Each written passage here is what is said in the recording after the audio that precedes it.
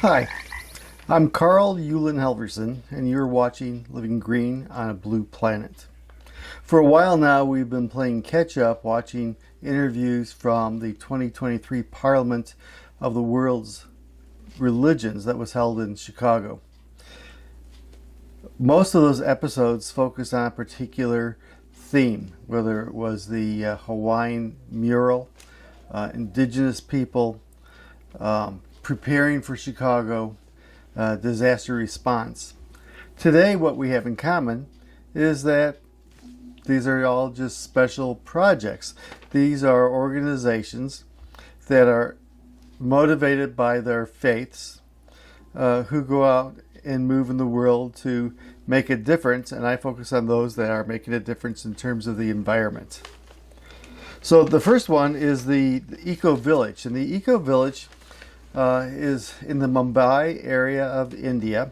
It's a Hindu eco village, and I apologize for the noise. It was the first one filmed of the entire Parliament, and so we had to move because there's kind of a metallic noise. But the speaker is really good, and so is the content. The second group is an interfaith vegan organization. That what they have in common is that it might be lots of different organizations, but they do not eat meat, and they believe that to do so would not be compassionate, that we're here to care about one another, and those one another's include living beings with faces and mothers who are not human. We talked about it earlier. Next one is one that I already knew about, and that was Interfaith Power and Light. I knew about that because they were active in Fort Wayne, or are active in Fort Wayne. So this is an organization that is motivated to act bold and decisively in terms of justice, social justice, and climate change. And so it addresses the inequalities of resources available for people of color compared to white populations. It addresses where are the brown areas, not brown in terms of people, but brown in terms of polluted earth, rivers, chemicals, forever chemicals. And so it's an organization that has over 40 affiliates in the United States, and probably pretty easy for you to find one by you, and it connects you with other organizations. It's a great networking and activist group. Next was one that I had not heard of until I was here, and that's the Green Hope Foundation.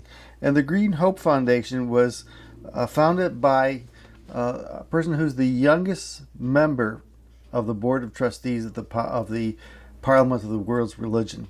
She started this organization when she was 12, but she had gotten involved in environmental issues at a much younger age. And so, has she had an impact? Well, let me tell you, there's a reason why she is a United Nations champion, environmental champion. And that's because her organization now, Green Hope Foundation, is in 28 countries and involves 500,000 people. If you need hope, watch her, contact her, go to her website. The last presentation took place on the last day of Parliament. And this was a group called Voices for a World Free of Nuclear Weapons. We're at this point now where we're edging closer and closer to World War III. We could easily fumble into it. And so there's real concern there. 3 Mile Island is opening up again. For civilian reasons. But as we try to navigate our way through this ever-changing climate, one of the options is looking at nuclear energy again, as opposed to other renewables. And they're not without complications and without danger. And so this particular organization got my attention. It was an important voice, and lots of people were listening to it. Certainly the Buddhists and the Japanese Buddhists were listening to it, but people all over the world were saying, wait a minute, even with conventional weapons, we're having horrible atrocities This is not an area where we can all of a sudden fumble into an existential catastrophic event.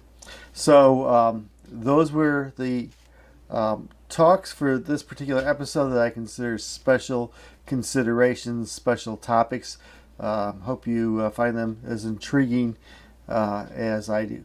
Take care. We're at the Parliament of the World's Religions, and the focus is on the environment for our purposes. And so we have a very special guest today, and he is... My name is Gauranga Das. I am from ISKCON's Govardhan Eco Village. We are working on the interface between spirituality, sustainability, and social impact. As all of you know, that the climate crisis is raging all over the world. Temperatures this summer have soared to unprecedented heights, and people are wondering what's at the epicenter of this entire crisis. Well, here we have at least 10,000 delegates who have traveled from all over the world to discuss how world religions can come together and make real contributions in solving the world's problems. One of the biggest problems we are facing is the climate crisis, and there are lots of discussions on how greed is responsible for this. But what is responsible for greed? That is something which nobody is discussing.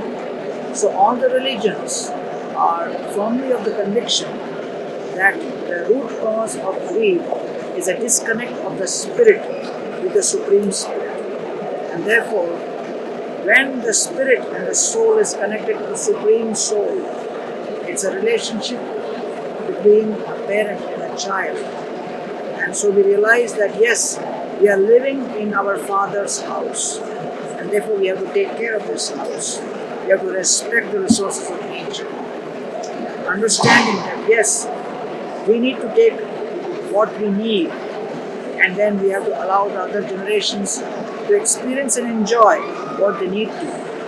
And therefore, in the Upanishad, it is described, Om Purnamada Purnamidam Purnat Purnamudachyate Purnasya Purnamadaya Purnamevavachishyate. Everything in this creation is perfect and complete. And we are also perfect and complete, but society and nature has provided for everybody's needs, not for everybody's greed. And therefore, dear friends, we as spiritual people are trying to share that let us purify our consciousness, rise above working with the intention of fear, greed, come at least to a platform of beauty, if not a platform of love. I represent Govardhan Eco Village, which is a Hindu faith-based eco village in PoWR district next to Mumbai. Mumbai, as you know, is the financial capital of India. 2 hours from Mumbai, north of Mumbai, is Govardhan Eco Village. www.ecovillage.org.in. What is it, Govardhan Eco Village? We are trying to connect the 2 billion population of the world who have disposable income with the 6 billion population of the planet who are below poverty line and are distressed because of lack of resources. Can the rich and the poor ever connect? We believe so, if we create spaces where that interface can be created. What we have done is, we have tried to map the needs of the rich with the needs of the poor. Most people who are in the cities and they have means to spend also experience many times stress and anxiety. So stress and anxiety with 300 million people across the world experiencing stress symptoms with 370 people every day committing suicide in India is a symptom of the fact that mental health is a big crisis. Anxiety syndrome is increasing. So we thought, why don't we create a wellness spot in a rural place where people can experience transformation through Ayurveda, yoga, spirituality, find a purpose, and then ultimately transform themselves. And once they transform, they feel like giving back to society. When they look out in the village, they see people suffering due to malnutrition, hunger, lack of employment, lack of diversity, lack of various means by which they can do farming. So we decided that we would adopt more than 300 villages across the eco village in PoWR district. We are working with 10,000 farmers, and we are making tangible difference in farmers' life by teaching them organic farming, horticulture, agriculture, floriculture, using organic means. We're doing water conservation of more than 40 million liters of water using rainwater harvesting techniques. We are recreating and treating more than 40 million liters of sewage water by using soil biotechnology plant, which is a gravity-driven network system by which we have various layers of soils which purify the water along with soil bacteria through specific root bacteria of plants which are excellent for transforming all of this sewage water into fish and fit water. We have a plastic pyrolysis plant which converts plastic into diesel oil, and that is used for various decorative purposes. Yes, we firmly believe that if various spiritual communities establish what we call as intentional community, that we set up a community which is intended to make a difference at 3 levels: create harmony with the self and the divine, number 2, create harmony with nature, and number 3, create harmony with the community around us. And that is what we call as the S3 Impact Village, or spirituality, sustainability, and social impact based on the principles of the Bhagavad Gita. Please do visit us. We have 100 rooms, 400,000 mud blocks we have created using compressed stabilized earth blocks. We are a green building project rated by Indian Green Building Council. We have 100 rooms. We have an Ayurvedic spa. We have yoga center. We have all kinds of study abroad programs where students from across the world, including from the United States, University of Utah, University of Notre Dame, State University of New York, SUNY, we have Princeton, Yale, all of these students coming and doing sustainability projects at the Govardhan Eco Village. I'm thankful and grateful to the organizers of the Parliament of World Religion 2023 for inviting me and including me to be part of this conversation with excellent global leaders who have come from different parts of the world. It has been a great, nourishing experience for me, and I go back completely transformed and with hope that there are thousands of people like me who are trying to make a difference in people's lives through their message of spirituality, sustainability, and social impact. Thank you, and Hare Krishna. Hello, I'm at the Parliament of the World's Religion in Chicago, and right now we are with Katie. So Katie, if you could tell us who you are. Yeah, well, I'm Katie Nolan. I'm the General Campaigner with In Defense of Animals. We are here representing the Interfaith Vegan Coalition, which is a coalition of a lot of different faith groups and members who unite under the idea that we should expand compassion and kindness to other non-human animals and promote veganism. Now, my focus is really on climate change and the environment. What's the interplay or the role of veganism with the environment? Yeah, absolutely. That's a great question. So veganism, going vegan is one of the best ways you can help the planet. You can reduce greenhouse gas emissions while spreading compassion towards other animals and taking care of your own body and your health. Our focus is mostly on compassion and spirituality, but being vegan is excellent for the environment. Now, I look at all these pamphlets here, and there's material here, booklets and pamphlets and recipes and stories from all different faith traditions. Yes. So can you tell us a little bit about some of the religions or denominations that are involved in your group? Yeah, absolutely. So here we have All Creatures. They've designed a prayer book for the Parliament. They're a Christian group. We have Jewish Veg for people who are interested in the Jewish tradition and are vegan. We've got some information from our member organization, United Poultry Concerns, some more general animal information, all sorts of things. We've got In Defense of Animals, our vegan starter guide, and we also work with PETA. They have a group, so we've got some fun little stickers from them. Now, it looks like you're out of it, but you had a book here that was authored by one of your members, correct? Yeah, we have a couple. We've got perhaps this one, The Pinky Promise by Yes, Silas. So, shall I? Well, just tell us a little bit about it. Yeah, so Silas made a pinky promise to his granddaughter to always tell the truth. And basically, his granddaughter kind of was his teacher. And when he answered a question about, why people eat meat and where meat comes from, she just she was like, why do people do that? Why do people eat animals? And together they kind of explored this whole world, and he made a pinky promise to her that I won't spoil. It's the last part of the book, but essentially to make the world a better place by a certain year. So, yeah. So if people were interested in learning more about your organization, where would they go? Yeah, so we have our Interfaith Vegan Coalition group. To join, people can email interfaith@idausa.org. They can also go to our general website, idausa.org, and we have a general IDAs in defense of animals. Sign up.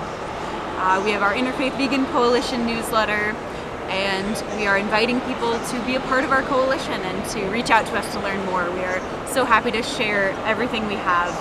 We also have some specific personalized vegan advocacy kits for different faith groups. So we have a Catholic vegan kit, we have a Buddhist vegan kit, so different faith groups can have the tools they need to promote veganism in their own faith communities.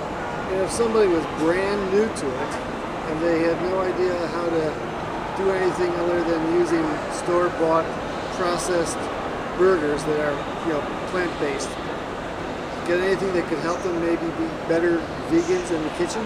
Yeah, absolutely. I mean, again, our vegan starter guide, which is available online, but my personal tip is just to kind of start small. Think about what you eat now as a non-vegan day to day, and maybe you enjoy salads or there's a certain type of vegetable you really like, and find a dish based around that, and just start small by cooking one thing, one meal, and then maybe try a second meal. Just get a couple dishes under your belt, and once you start, it's really so easy. Beans, greens, grains, there's so much to eat.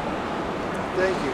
Yeah, thank you. And yeah, we're here to save the planet and the animals and the people too. So. And have some good meals. Yeah, good food with it.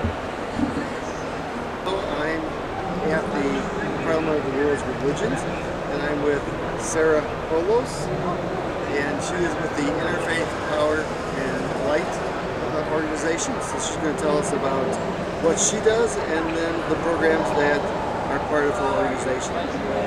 Hi, yes, I'm Sarah Polos, and I'm the Program Director for Interfaith Power and Light.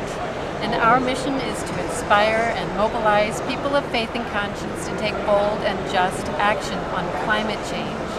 And we have a national office, and we have a network of 40 strong state affiliates who are all working in this area.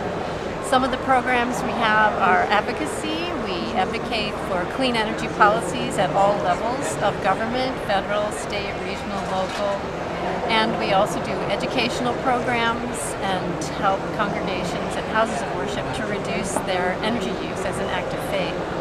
And right now we're super excited about the Inflation Reduction Act, which has provided money for the first time ever for houses of worship, congregations, nonprofits to access federal funding to upgrade the facilities to save on their energy bills. It's very exciting. And the program that I run for Interfaith Power and Light is called Cool Congregations, and we help congregations to start a green team, to carry out the work, and to assess their facilities, to find out where they can save energy, and to take action in that regard. And then we have an annual contest. We encourage houses of worship to apply and win cash prizes in many categories of sustainability. We also offer certification for congregations who reduce their footprint by 10% or more.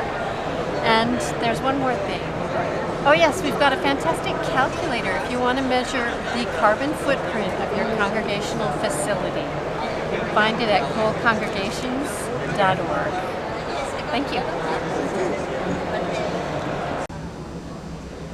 Hello, I'm again at the Parliament of the World's Religion 2023 in Chicago. And the person that we have with us today is the youngest member of the board of the Parliament. She's a person who's been an activist at an international level since age 12.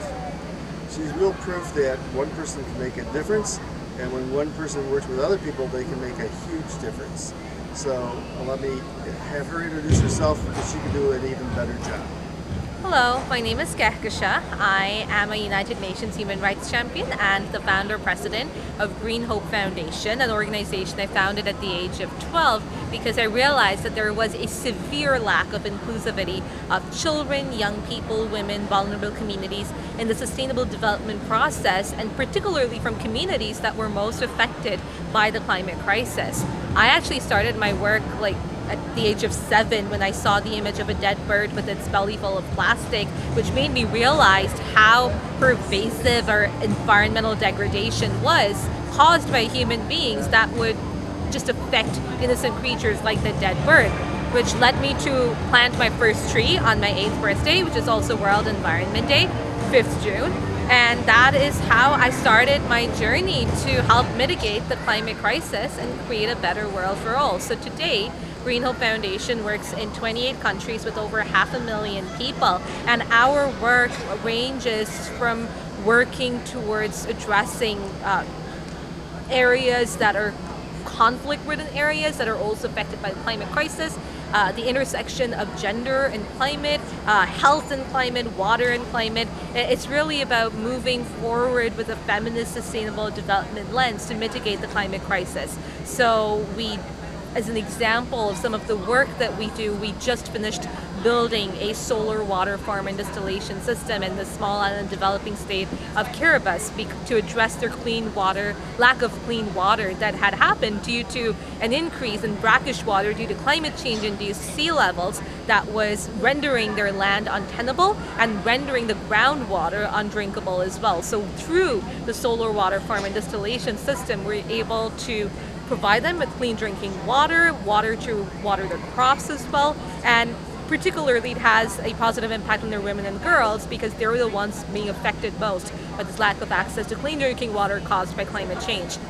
In other parts of the world, we work on mass mangrove restorations, for example, from the Sundarbans to Suriname to the Middle East to even in small island developing states like the Kiribati, to ensure that we're able to rebuild the natural barrier that our world had given us against climate change induced disasters and the sea storms, protecting the communities within. So now we've planted more than 70,000 mangroves worldwide. We work extensively on addressing climate change induced land degradation and working towards land degradation neutrality by empowering rural women farmers using agrivoltaic technology that utilizes the dual use of land for both solar energy and agriculture, building solar irrigation systems in those communities, and planting fruit trees with them. So now we've planted over 1 million indigenous fruit trees all across the world. So our work really it ranges from all throughout the sustainable development process, and it's really to ensure feminist climate justice and feminist sustainable development so that we can create a world where no one has been left behind. And for my work, I have been awarded Canada's Meritorious Service Medal, which is the second highest civilian honor for my work on human rights and environmental justice. Now, you've also been involved with a number of United Nations committees. Can you speak a little bit about that? So I started my journey within the UN space when I was 11, when I was invited to speak at my first United Nations conference about my work. And it was the following year at the age of 12, when, after attending the Rio Plus 20 Earth Summit, invited to speak there, that I realized just how exclusive in a bad way the space was. And it was at the same age, at the age of 12, that I was elected as global coordinator for children and youth at the United Nations Environment Program, making me the youngest person and the only minor to ever hold that position to date. And that was kind of when I started really getting involved in the United Nations space, trying to bring the voices of those from the ground level to the highest levels of policy making, and making sure that I could help bridge the gap between top-down, bottom-up processes. So right now, Green Hope Foundation is accredited to the Economic and Social Council, UN Women, the UN Environment Assembly, UN Convention to Combat Desertification, UN Climate Change, and through all of our involvement with these UN processes, we work to make sure that those within these spaces know about what's going on at the ground level, and we try to bridge that the huge gap that currently exists between the ground level reality and the top-down decisions. One last question. You've been invited to participate in so many United Nations and other international committees and conferences, and because of those invitations, I'm sure that every time that you went, you got a warm reception, right? There was never any problem. I think that speaking as a young person, as a young woman, and as a young woman of color, there's always been naysayers at every level, whether that's at the United Nations conferences or whether that's at the ground level. When I was elected as Global Coordinator for Children and Youth at the age of 12, there were a lot of people who were very happy, but there were a lot of people who weren't that happy either. And sadly, a lot of them happened to be men in their 20s, 30s, and they definitely tried to create a space, an unsafe space for me by facilitating cyberbullying, threats, just horrible kind of environment. But you know, I learned from a very early age that whenever you try to do good work, there's always going to be naysayers, but you're always also going to find people who are going to uplift you and support you. And that is what I wanted to create through my organization, Green Hope Foundation, the safe space for any person to be able to follow their dreams and fulfill their destiny. And when we work within the UN spaces now, we try to ensure that anyone coming in there, or even like working at the ground level, they have that safe space to turn their dreams into a reality. Because I know what I faced when I tried to enter these international processes, and I stayed strong, but not a lot of people have the opportunity to stay strong because there's just so much that's going on there. So yeah, I do my best to create safe spaces for everyone, drawing on the experiences that I had with naysayers. Thank you so much for all your contributions. Thank you very much. Good morning. I'm at the 2023 Parliament of the World Religion in Chicago, and this is day 5, the final day. And so we've talked about recycling and redeeming the Amazon basin, and just so many elements related to climate change. Here's a kind of a different take, and that is part of having a clean environment is to not have nuclear weapons blowing up and killing people and animals. So today we have a special guest.